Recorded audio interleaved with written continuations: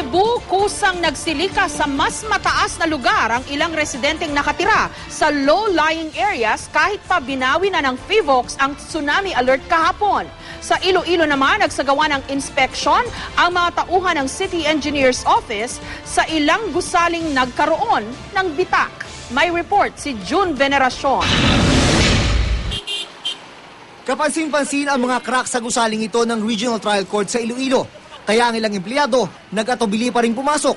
Agad naman nagsagawa ng inspeksyon ang mga taga City Engineer's Office. Yung minor crack na yan, yung parang yung finishing lang, yung finishing.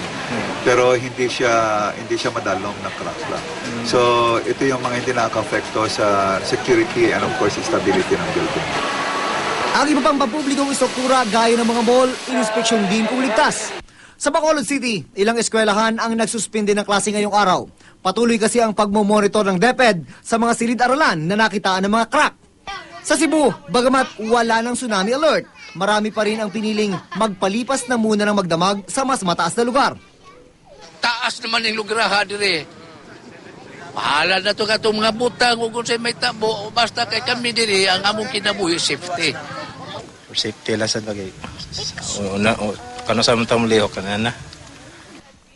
Bukod sa bulubunduking barangay ng Busay sa lungsod ng Cebu, sa tabing daan na pumuesto ang ibang residente. Nagsilbing evacuation center ang sports complex ng Barangay Guadalupe.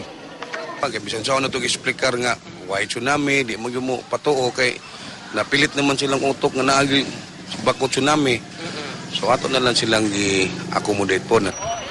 Kaninang umaga, nagsiuwian na rin ang mga residente. June Veneracion, GMA News.